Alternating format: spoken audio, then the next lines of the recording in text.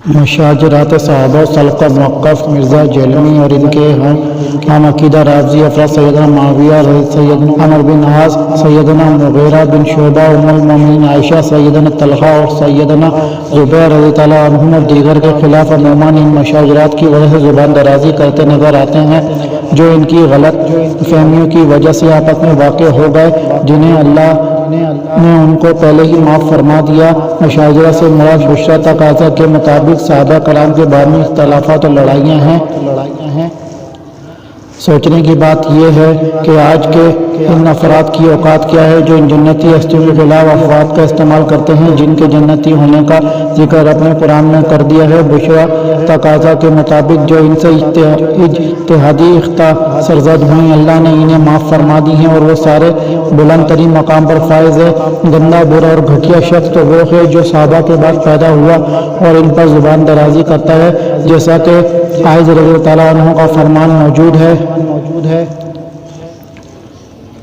حسن بصری رحمۃ اللہ علیہ نے بتایا کہ عائض بن عمر رضی اللہ عنہ اور وہ رسول اللہ صلی اللہ علیہ وآلہ وسلم کے صحابہ میں سے تھے۔ عبید اللہ بن زیاد کے پاس گئے، فرمایا میرے بیٹے، میں نے رسول اللہ صلی اللہ علیہ وآلہ وسلم کو یہ فرماتے ہوئے سنا، بدترین رائی سب گیر اور ظلم کرنے والا ہوتا ہے، تم اس سے بچنا کہ تم ان میں سے ہو۔ اس نے کہا آپ بیٹھیں، آپ تو رسول اللہ صلی اللہ علیہ وآلہ وسلم کے صحابہ میں سے چھلنی میں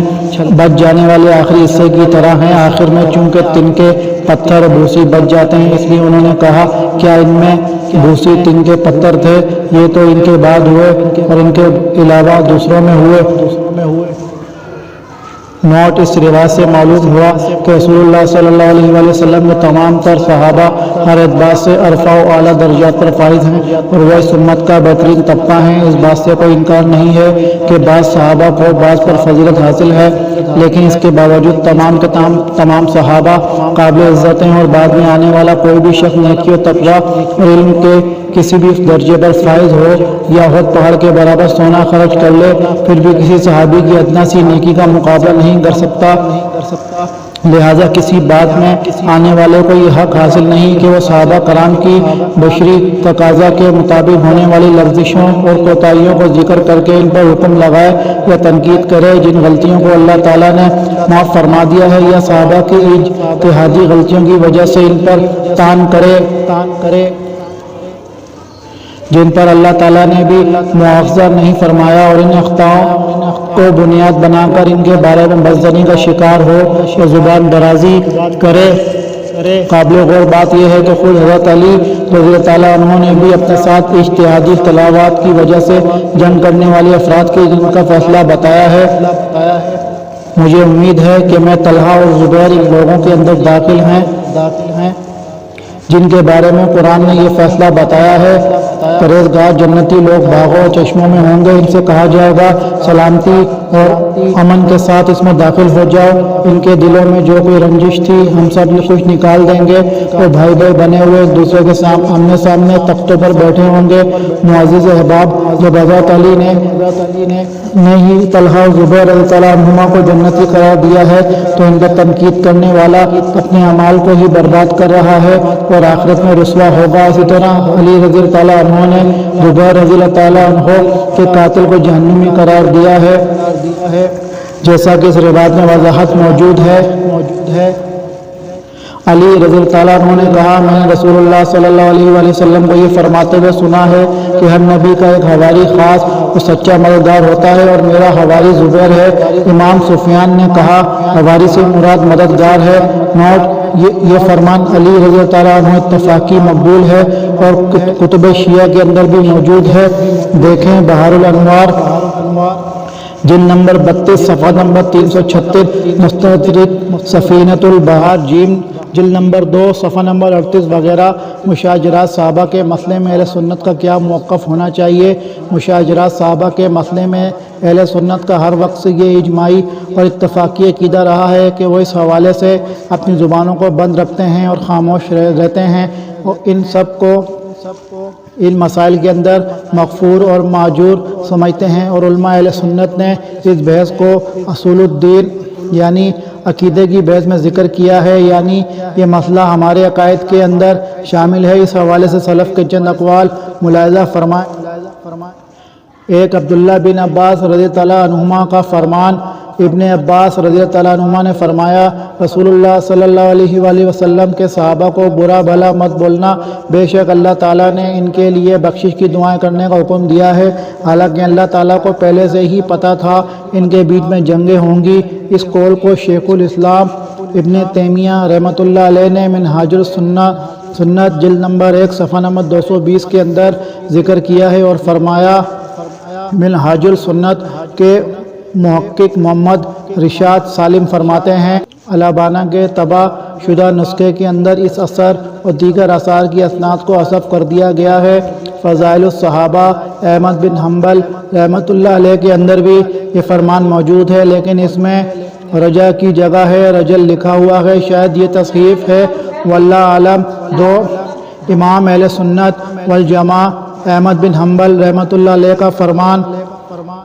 امام احمد بن حنبل رحمۃ اللہ علیہ پوچھا گیا کہ آپ کیا کہتے ہیں ان مشاجرات کے بارے میں جو سیدنا علی اور معاویہ رضی اللہ عنہما کے بیچ میں واقع ہوئے، تو آپ نے فرمایا، میں اس حوالے سے حسنی جنت یا اچھائی کا فیصلہ بتاتا ہوں، اللہ سب صحابہ پر رحمت نازل فرمائے۔ نوٹ،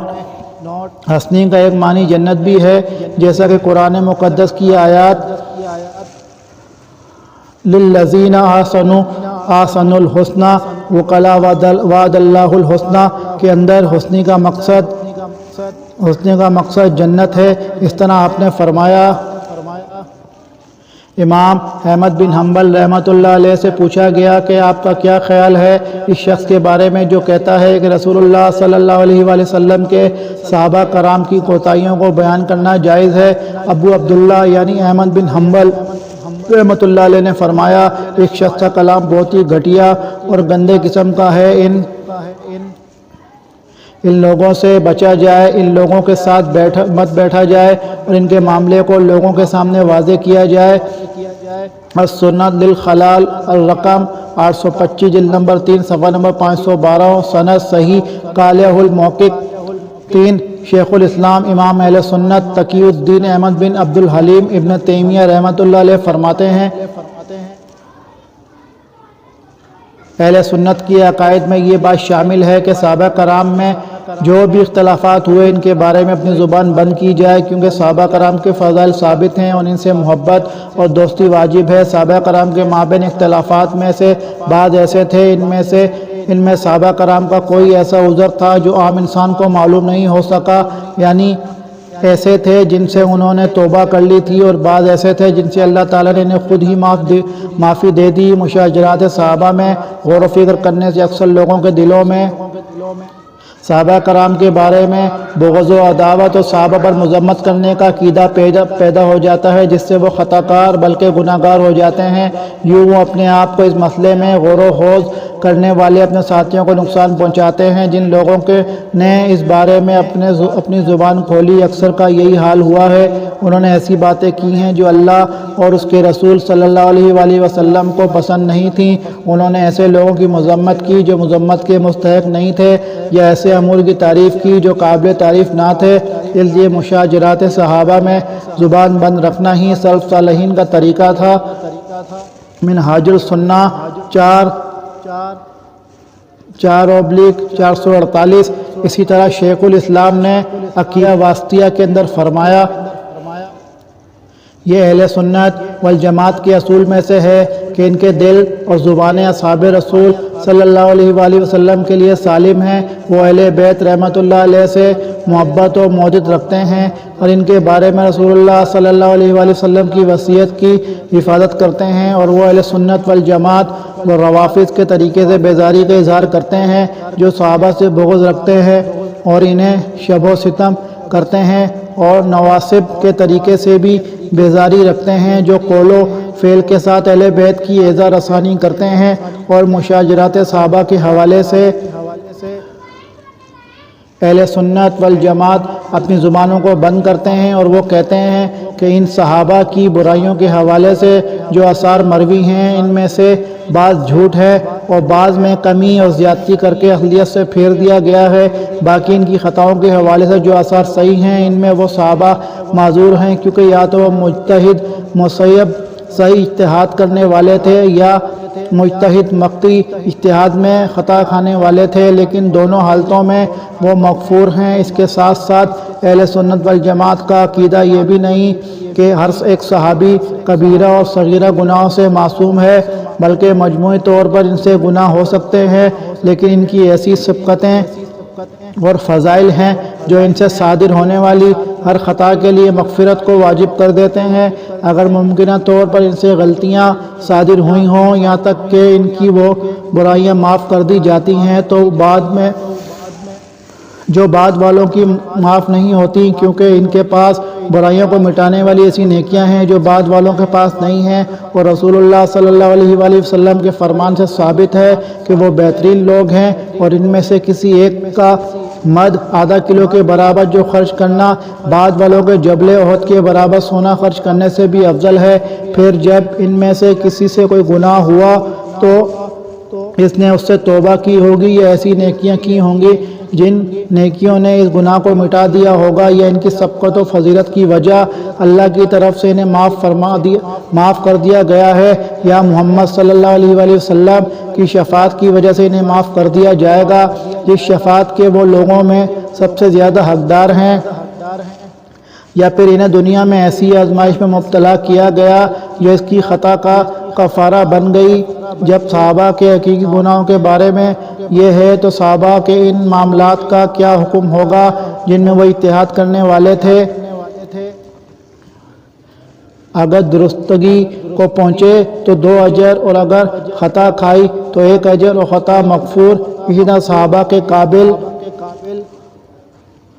انکار کاموں کی مقدار بہت ہی کم، نادر و مخفی ہے۔ صحابہ کے اچھائیوں کے سامنے ان اچھائیوں میں سے اللہ اور رسول پر سچا ایمان، اللہ کے راستے میں جہاد کرنا، ہجرت، نصرت، علم نافع، عمل صالح وغیرہ شامل ہیں۔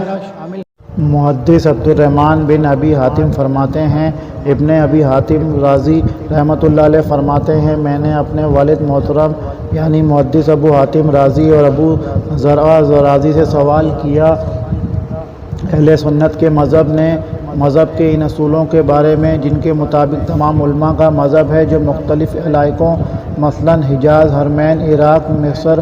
شام اور یمن وغیرہ اور دیگر تمام علاقوں میں رہتے ہیں، تو انہوں نے فرمایا ہم نے حجاز و عراق، مصر و شام اور یمن تمام علاقوں کے علماء کرام کو دیکھا ہے، ان سب کا مذہب یہ تھا کہ محمد صلی اللہ علیہ وآلہ وسلم کے تمام صحابہ کے لیے رحمت کی دعا کرنا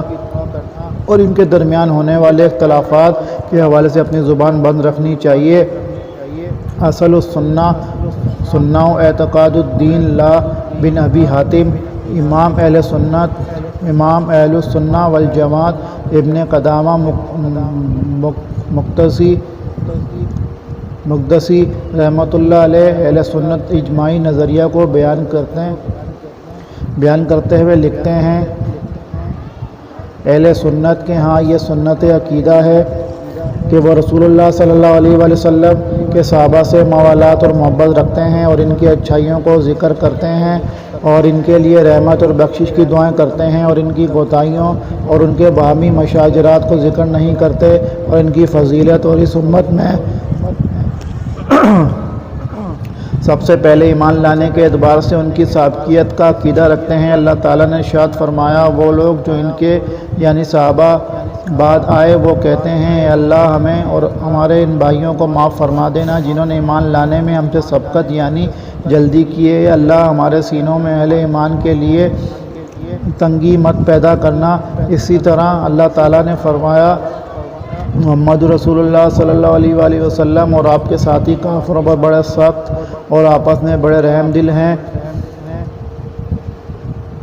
امام اہل سنت محمد بن حسین آجری رحمۃ اللہ علیہ فرماتے ہیں،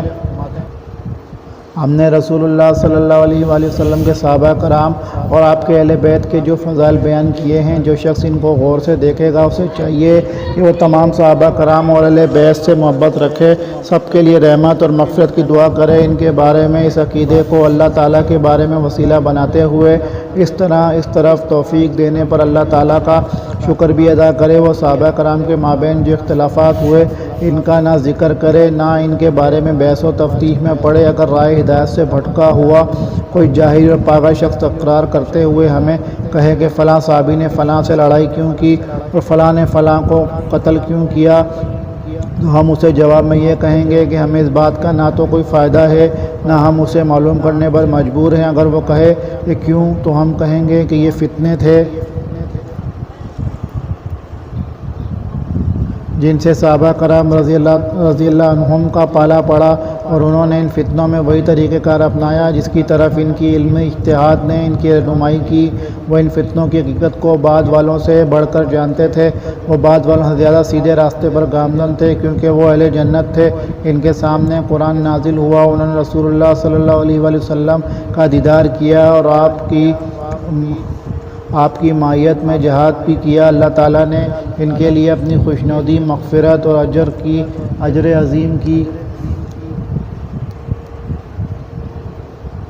ضمانت دی، اور رسول کریم صلی اللہ علیہ وآلہ وسلم نے ان کی خیر القرون ہونے کی گواہی دی۔ وہ اللہ تعالیٰ کی سب سے بڑھ کر معرفت رکھنے والے تھے، اس کے رسول صلی اللہ علیہ وآلہ وسلم کو سب سے زیادہ جاننے والے اور قرآن و سنت کو سب سے زیادہ سمجھنے والے تھے۔ لہٰذا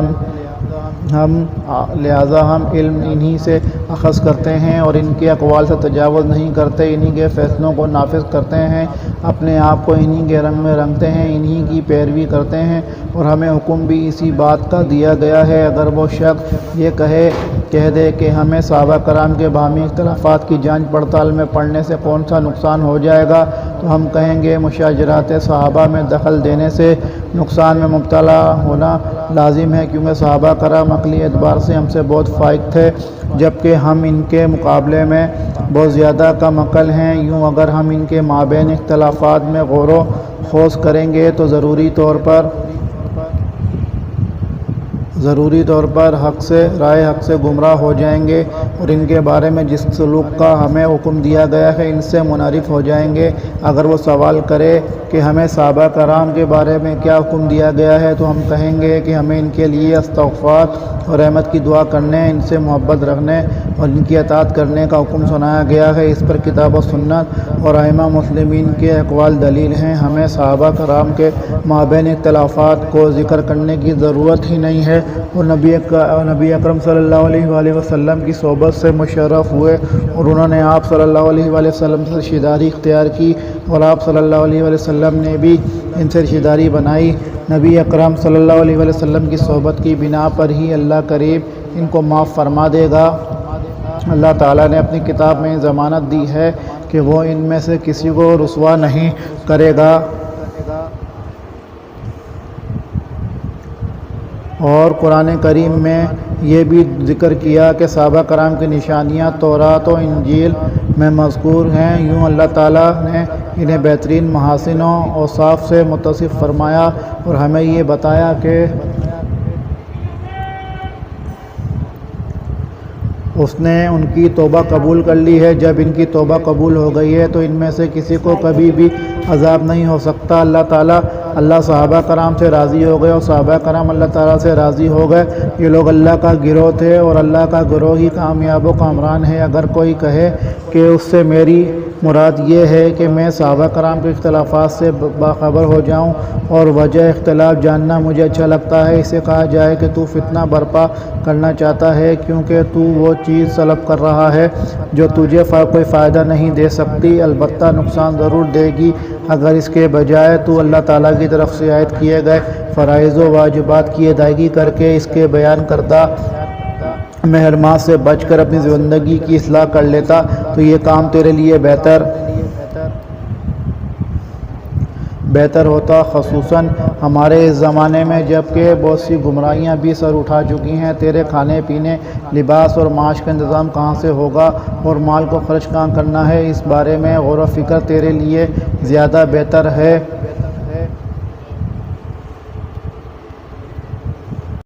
صحابہ کرام کے مشاجرات کی بحث و تفتیش میں پڑھنے کے بعد تیرا دل کجروی سے محفوظ نہیں رہ پائے گا اور تو وہ سوچنے لگے گا جو تیرے لیے جائز ہی نہیں۔ شیطان تجھے بہکائے گا، تو ان ہستیوں کو برا بھلا کہنے لگے گا اور ان سے بغض رکھنے لگے گا جن سے محبت کرنے، جن کے بارے میں استغفار کرنے اور جن کی پیروی کرنے کا تجھے اللہ کی طرف سے حکم ہے۔ کیوں تو رائے حق سے بھٹک کر بطلان کا راہی بن جائے گا؟ اگر وہ کہے گا کہ ہمیں قرآن و سنت کی نصوص اور علماء مسلمین کے اقوال میں وہ بات دکھاؤ جس سے تمہارا مدعا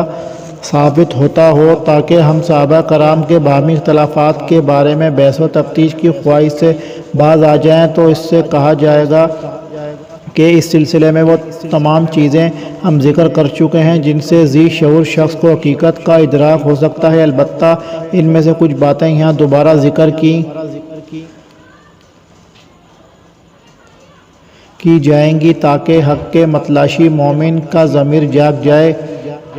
محمد صلی اللہ علیہ وآلہ وسلم اللہ کے رسول ہیں اور جو لوگ آپ کے ساتھ ہیں وہ کافروں پر بہت سخت اور آپس میں بہت مہربان ہیں۔ آپ انہیں رکوع و سجود کرتے دیکھیں گے، وہ اللہ کا فضل اور اس کی رضامندی کے طلبگار رہتے ہیں۔ ان کی ایک خصوصی پہچان ان کے چہروں میں سجدوں کا نشان ہے۔ ان کی یہ صفت تورات میں ہے اور انجیل میں۔ ان کی صفت اس کھیتی کے مانند ہے جس نے اپنی کونپل نکالی، پھر اسے مضبوط کیا اور وہ پودا توانا ہو گیا، پھر اپنے تنے پر سیدھا کھڑا ہو گیا۔ یہ صورتحال کسانوں کو خوش کرتی ہے۔ اللہ کی طرف سے یہ اس لیے ہوا تاکہ ان صحابہ کرام کی وجہ سے کفار کو غیظ و غضب میں مبتلا کرے۔ پھر اللہ تعالیٰ نے صحابہ کرام کو مغفرت اور اجر عظیم کا وعدہ دیا۔ یہ بھی فرمایا کہ لَقَدْ تَابَ اللَّهُ عَلَى النَّبِيِّ وَالْمُهَاجِرِينَ وَالْأَنصَارِ الَّذِينَ اتَّبَعُوهُ فِي سَاعَةِ الْعُسْرَةِ التوبہ 117۔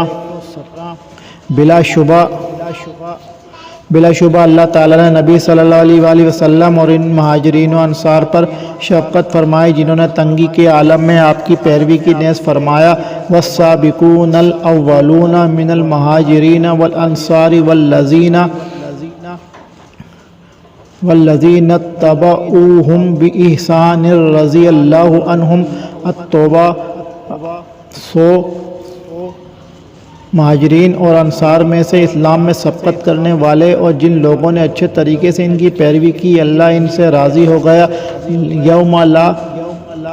یخزی اللہ النبی والذین آمنوا معہ نورہم یسعی بین ایدیہم وبایمانہم التحریم 66۔ قیامت وہ دن ہے جس دن اللہ اپنے نبی اور ان کے ساتھ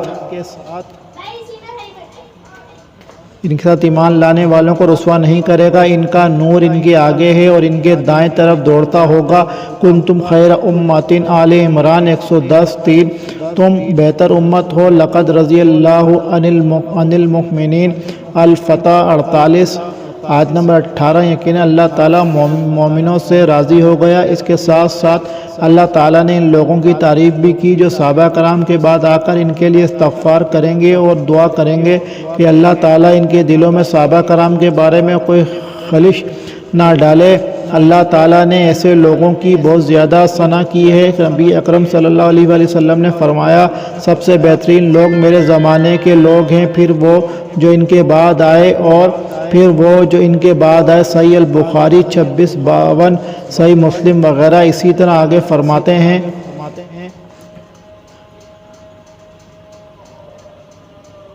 جو شخص اللہ تعالیٰ اور رسول اکرم صلی اللہ علیہ وآلہ وسلم کہ یہ فرامین سن لے، اسے کہا جائے گا کہ اگر تو ہدایت و بھلائی کا طالب ہے تو اللہ تعالیٰ کی نصیحت پر عمل کر، اور اگر اب بھی تو اپنی من مرضی کرے گا تو ڈر ہے کہ تیرا شمار ان لوگوں میں سے ہو جائے جن کے بارے میں اللہ تعالیٰ نے ارشاد فرمایا، وَمَنْ أَضَلُّ مِمَّنِ اتَّبَعَ هَوَاهُ بِغَيْرِ هُدًى مِّنَ اللَّهِ القصص 28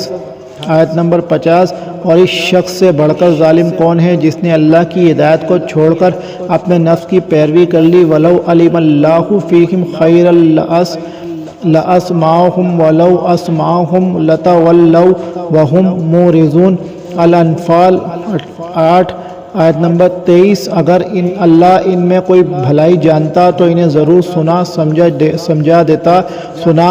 دیتا اگر وہ انہیں سنا سمجھا دیتا تو بھی وہ ضرور پھر جاتے اور اعراض کرنے والے ہوتے، اور اسے یہ بھی کہا جائے کہ جو شخص رسول اکرم صلی اللہ علیہ وآلہ وسلم کے بعض صحابہ کرام پر طعن کرے اور بعض کی تعریف کرے، نیز بعض پر تنقید کرے اور بعض کی مدح کرے، وہ فتنہ پرور ہے اور فتنے میں مبتلا ہو چکا ہے، کیونکہ اس پر فرض تھا کہ سب صحابہ کرام سے محبت کرتا اور سب کے لیے استغفار کرتا۔ اللہ تعالیٰ صحابہ کرام سے راضی ہو اور ہمیں ان کی محبت کے سبب نجات دے۔ الشریعت 2485 یہ ترجمہ شیخ غلام مصطفیٰ امن پوری کا نقل کیا گیا ہے۔ حافظ ابن حجر عسقلانی رحمۃ اللہ علیہ فرماتے ہیں اہل سنت والجماعت کا اتفاق ہے کہ صحابہ کرام کے باہمی اختلافات کی بنا پر کسی بھی صحابی پر طعن کرنا حرام ہے، اگرچہ کسی کو ان میں سے اہل حق کی پہچان ہو بھی جائے۔ اس کی وجہ یہ ہے کہ صحابہ کرام نے اجتہادی طور پر یہ لڑائیاں کی تھیں۔ اللہ تعالیٰ نے اجتہاد میں غلطی کرنے والے سے درگزر فرمایا ہے، بلکہ اسے ایک اجر ملنا بھی ثابت ہے، اور جو شخص حق پر ہوگا اسے 2 اجر ملیں گے۔ فتح الباری 34/13۔ امام اہل سنت ابن بطہ رحمۃ اللہ علیہ فرماتے ہیں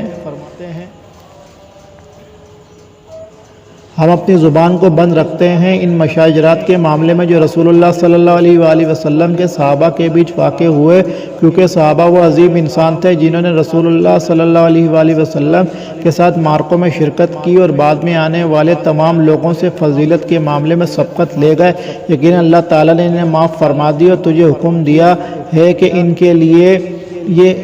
ان کے لیے بخشش کی دعا کر اور ان سے محبت کر کے اللہ تعالیٰ کا قرب حاصل کر۔ اس بات کو اللہ تعالیٰ نے واجب قرار دیا ہے اپنی نبی علیہ السلام کی زبانی، اور اللہ تعالیٰ کو مکمل اعتبار سے معلوم تھا کہ ان کے بعد میں اس طرح معاملے بھی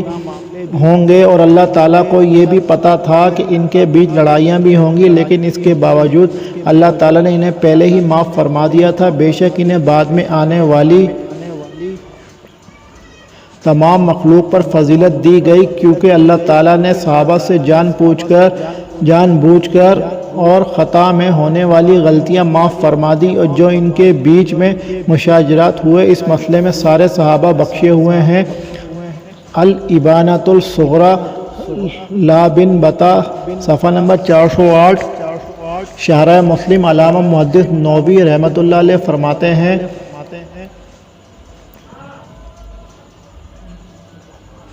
جو لڑائیاں صحابہ کرام کے مابین ہوئیں ان میں ہر گروہ کو ایک شبہ تھا جس کے مطابق ہر ایک نے اپنے آپ کو حق پر سمجھ لیا، اور صحابہ کرام سب کے سب عادل تھے اور اپنی لڑائیوں اور دیگر معاملات میں دلائل رکھتے تھے۔ ان میں سے کسی بھی معاملے کی بنا پر کوئی بھی صحابی ثقافت کے دائرہ کار سے خارج نہیں ہوا، کیونکہ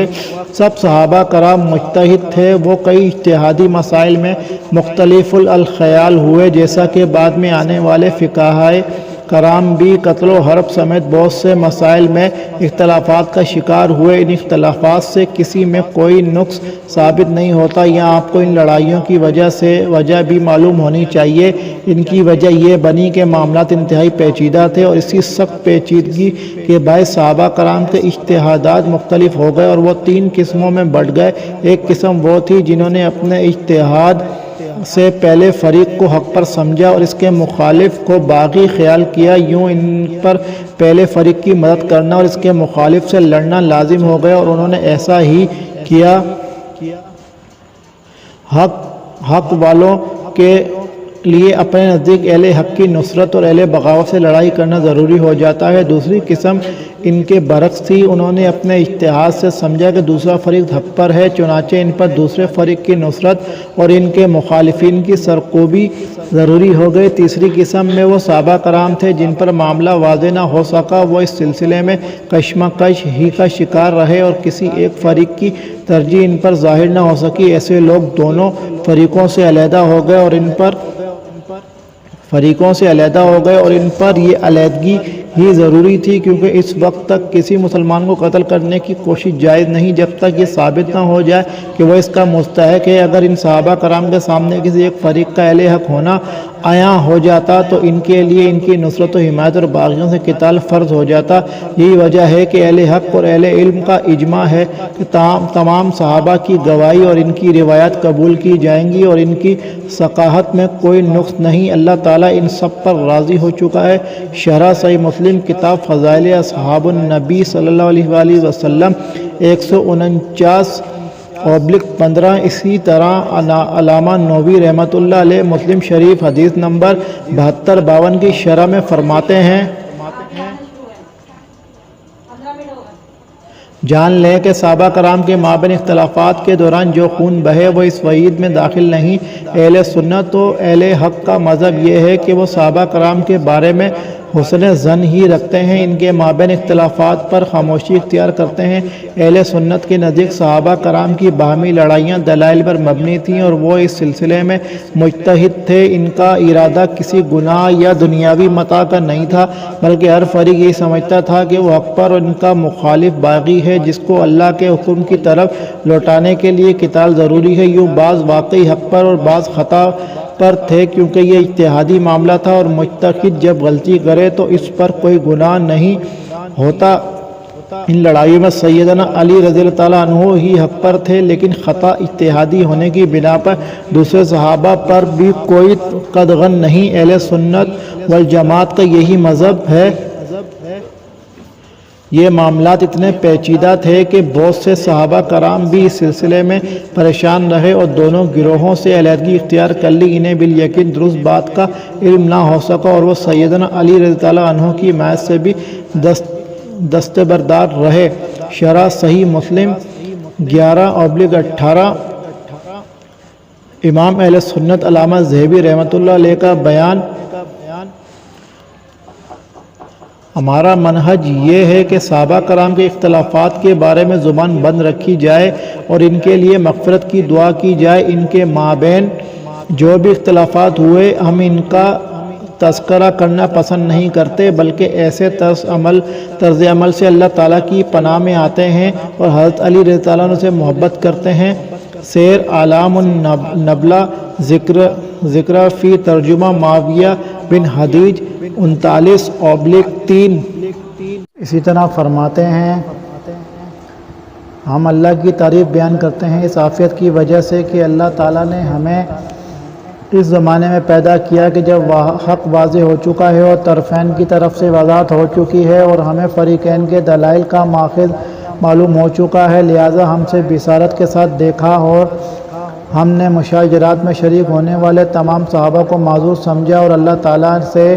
اس کے لیے استغفار کیا، اور ہم نے تمام کے ساتھ میانہ روی کے ساتھ محبت کی اور رحمت کی دعائیں کی اس باغی جماعت کے لیے جن سے ایک جائز تعویل کی وجہ سے یہ معاملہ سرزد ہو گیا یا ان سے اجتہادی خطا ہو گئی۔ انشاءاللہ وہ بخشے ہوئے ہیں اور ہم وہی کہتے ہیں جس طرح اللہ تعالیٰ نے ہمیں سکھایا۔ اے اللہ، ہمیں اور ہمارے ان بھائیوں کو معاف فرمانا جو ہم سے ایمان کے اعتبار سے سبقت لے چکے ہیں۔ اے اللہ، ہمارے دلوں میں اہل ایمان کے لیے کسی قسم کا کوئی کینہ مت پیدا کرنا۔ اسی طرح ہم ان صحابہ سے بھی راضی ہیں جو لڑائی کرنے والی دونوں جماعتوں سے الگ ہو گئے۔ ان میں سے سعد بن ابی وقاص، ابن عمر، محمد بن مسلمہ، سعید بن زید رضی اللہ تعالیٰ عنہم اور ہم ان کے علاوہ دیگر کئی ایک ہم ان مسلمانوں کی جماعتوں سے الگ ہونے والے خوارج سے برات کا اظہار کرتے ہیں جنہوں نے علی رضی اللہ عنہ اس کے ساتھ لڑائی کی اور مسلمانوں کی دونوں جماعتوں کی تکفیر کی، تو یہ خوارج آپ کے کتے ہیں جو دین سے خارج ہو گئے۔ اس کے باوجود ہم ان خوارج کے لیے اب بھی جہنمی ہونے کا عقیدہ نہیں رکھتے، جس طرح بت پرستوں اور صلیبیوں کے لیے یہ عقیدہ رکھتے ہیں کہ وہ ہمیشہ جہنم میں رہیں گے۔ سیرت اعلام النبلہ الذہبی جلد نمبر 3 صفحہ 128 مزید فرماتے ہیں، واقعہ صفین کے بعد صدر اول کے لوگ 3 اقسام میں بٹ گئے تھے۔ ایک اہل سنت جو تمام صحابہ کرام رضی اللہ عنہم سے محبت رکھتے تھے اور ان کے باہمی اختلافات میں ٹانگ اڑانے سے باز رہتے تھے، جیسا کہ سیدنا سعد، سیدنا ابن عمر، محمد بن سلمہ رضی اللہ تعالیٰ عنہم اور دیگر بہت سے لوگ۔ دوسرے شیعہ جو اہل بیت سے محبت کا دم بھرتے تھے اور جن لوگوں کی سیدنا علی رضی اللہ عنہ ان کی گستاخی کرتے ہوئے کہتے تھے کہ وہ باغی اور ظالم مسلمان ہیں۔ تیسرے ناسبی لوگ جو صفین والے دن سیدنا علی رضی اللہ عنہ سے لڑے تھے اور سیدنا ابو بکر و عمر کو مسلمان سمجھتے تھے اور کہتے تھے کہ سیدنا علی رضی اللہ عنہ نے خلیفۃ المسلمین سیدنا عثمان رضی اللہ عنہ کو بے یار و مددگار چھوڑ دیا۔ میرے علم میں اس دور کا کوئی شیعہ ایسا نہیں جو سیدنا معاویہ رضی اللہ عنہ اور ان کے گروہ کو کافر قرار دیتا ہو، نہ اس دور کا کوئی ناسبی ایسا تھا جو سیدنا علی رضی اللہ عنہ اور ان کے گروہ پر کفر کا فتویٰ لگاتا ہو، بلکہ وہ صرف مخالفین پر سب و شتم کرتے تھے اور دل میں ان کے لیے بغض رکھتے تھے۔ پھر یہ دور آیا کہ ہمارے زمانے کے شیعہ اپنی جہالت اور درمی کی بنا پر صحابہ کرام کو کافر کہتے ہوئے ان سے برات کا اعلان کرنے لگے۔ وہ سیدنا ابو بکر صدیق رضی اللہ عنہ کے بارے میں بھی ظلم و زیادتی پر مبنی باتیں کرتے ہیں۔ اللہ تعالیٰ ان کو تباہ و برباد کرے۔ رہے ناسبی تو وہ ہمارے دور میں بہت کم رہ گئے ہیں۔ میرے علم کے مطابق ان میں سے کوئی بھی سیدنا علی رضی اللہ عنہ یا کسی اور صحابی کو کافر قرار نہیں دیتا۔ سیر اعلام النبلہ 5/374 ترجمہ شیخ امن پوری۔ امام اہل سنت علامہ بھربھاری رحمۃ اللہ علیہ فرماتے ہیں، جان لیجئے جس نے بھی رسول اللہ صلی اللہ علیہ وسلم کہ صحابہ میں سے کسی بھی ایک کے خلاف زبان درازی کی، یقیناً اس شخص کا ارادہ محمد رسول اللہ صلی اللہ علیہ وسلم ہی ہے اور اس شخص نے رسول اللہ صلی اللہ علیہ وسلم کو قبر کے اندر اذیت پہنچائی۔ شرح سنہ صفحہ 54۔ معزز احباب، یقیناً صحابہ پر تنقید کرنے والا حقیقت میں رسول اللہ صلی اللہ علیہ وسلم کے اوپر ہی تنقید کرتا ہے، کیونکہ گویا کہ اس نے یہ دعویٰ کر دیا کہ رسول اللہ صلی اللہ علیہ وسلم جس کو اللہ تعالیٰ نے خاص طور پر معلم بنا کر بھیجا، آپ اس معاملے میں ناکام رہے۔ معاذ اللہ، وہی ہے جس نے ناخواندہ لوگوں میں انہی میں سے ایک رسول بھیجا جو انہیں اس کی آیتیں پڑھ کر سناتا ہے اور ان کو پاک کرتا ہے اور انہیں کتاب و حکمت سکھاتا ہے۔ یقیناً یہ اس سے پہلے کھلی گمراہی میں تھے۔ نیز بھربھاری رحمۃ اللہ علیہ نے فرمایا، علی، معاویہ، عائشہ، طلحہ، زبیر رضی اللہ عنہم اجمعین کے بیچ میں ہونے والی لڑائیوں کے بارے میں اپنی زبان کو روک لے اور ان افراد کے حوالے سے بھی جو جنگوں میں جو ان کے ساتھ تھے، اللہ سب پر رحمت نازل فرمائے، ان کے حوالے سے بحث مت کر بلکہ ان کے معاملے کو رب العالمین کے حوالے کر۔ مفسر عظیم حافظ ابن کثیر رحمۃ اللہ علیہ فرماتے ہیں، نبی اکرم صلی اللہ علیہ وآلہ وسلم کے بعد صحابہ کرام رضی اللہ عنہم کے مابین جو اختلافات ہوئے، ان میں سے بعض ایسے تھے جو بلا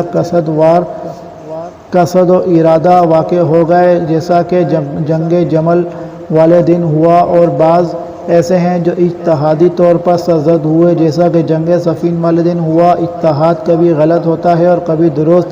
لیکن اجتہاد کرنے والا غلطی بھی کرے تو اسے ایک اجر ملتا ہے اور اس کا عذر قبول کیا جاتا ہے، اور اگر وہ درست ہو تو اسے 2 اجر ملتے ہیں۔ الباعث الحیثیت صفحہ نمبر 172۔ امام ابو الحسن علی بن اسماعیل اشعری رحمۃ اللہ علیہ فرماتے ہیں،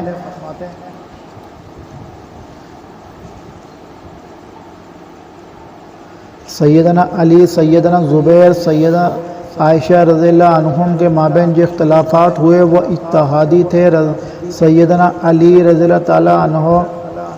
خلیفہ تھے اور سب صحابہ کرام مجتہد تھے۔ نبی اکرم صلی اللہ علیہ وسلم نے ان سب کو جنت و شہادت کی خوشخبری سنائی۔ اس سے معلوم ہو جاتا ہے کہ وہ سب اپنے اجتہاد میں حق پر تھے۔ اسی طرح سیدنا علی اور سیدنا معاویہ رضی اللہ عنہما کے مابین جو اختلافات ہوئے وہ بھی اجتہادی تھے۔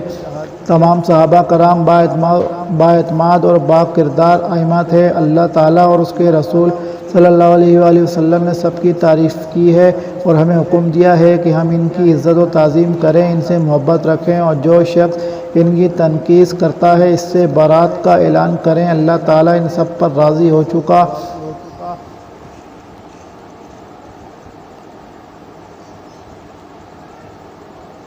اللہ بِأَنْتَ عن اصول الدیانت، صفحہ 78۔ اہل سنت کے اجماعی عقیدے کو عباسی خلیفہ القادر باللہ رحمۃ اللہ علیہ نے جمع کروایا، جو اعتقاد القادری کے نام سے مشہور ہے۔ اس میں ہے جس نے عائشہ رضی اللہ عنہ کو گالی دی اس کا اسلام میں کوئی حصہ نہیں، اور معاویہ رضی اللہ عنہ کے بارے میں ہمیشہ اچھی بات کہی جائے گی۔ جائز نہیں کہ کوئی شخص بھی صحابہ کے مشاجرات کے بیچ میں داخل ہو، اور ضروری ہے انسان صحابہ کے لیے رحمت کی دعائیں کریں، جیسا کہ اللہ تعالیٰ نے فرمایا جو ان کے بعد آئے وہ کہتے ہیں یا اللہ ہمارے ان بھائیوں کو معاف فرما دینا جو ایمان کے اعتبار سے ہم سے سبقت لے گئے، ہمارے دلوں میں اہل ایمان کے لیے کینہ مت پیدا فرمانا، اے ہمارے رب بے شک تو مہربان اور رحم کرنے والا ہے۔ الاعتقاد صفحہ نمبر 7۔ اسی طرح اللہ تعالیٰ نے ان کے بارے میں فرمایا ان کے دلوں میں جو کوئی رنجش تھی ہم سب کچھ نکال دیں گے، وہ بھائی بھائی بنے ہوئے ایک دوسرے کے آمنے سامنے جنت میں تختوں پر بیٹھے ہوں گے۔ مفسر قرآن امام القرطبی رحمۃ اللہ علیہ فرماتے ہیں، امام قرطبی رحمۃ اللہ علیہ نے فرمایا کسی بھی صحابی کی طرف خطا کو منسوب کرنا قطعاً جائز نہیں ہے، انہوں نے جو کچھ بھی کیا وہ سب کے سب اس میں اجتہاد کرنے والے تھے، اللہ کی رضا کو چاہنے والے تھے، وہ سارے ہمارے ائمہ ہیں۔ یقیناً ہم ان کے مشاجرات کے حوالے سے زبان بند رکھنے کو عبادت تصور کرتے ہیں، اور ہمیں چاہیے کہ ان کا ذکر بہت ہی عمدہ طریقے سے کریں۔ صحابیت کے اعزاز کی وجہ سے اور اس وجہ سے نبی صلی اللہ علیہ وآلہ وسلم نے ان کو برا بھلا کہنے سے روکا، اور بلا شبہ اللہ تعالیٰ نے ان کو بخش دیا اور ان سے راضی ہونے کی خبر دی۔ الجامع الاحکام القرآن 16/321 322۔ معزز قارئین کرام، اس حوالے سے دیگر کئی اقوال موجود ہیں، لیکن طوالت کے ڈر سے انہیں ترک کر دیا گیا ہے۔ یقیناً ایک باشعور مسلمان کے لیے مسئلہ عیاں ہو چکا ہے۔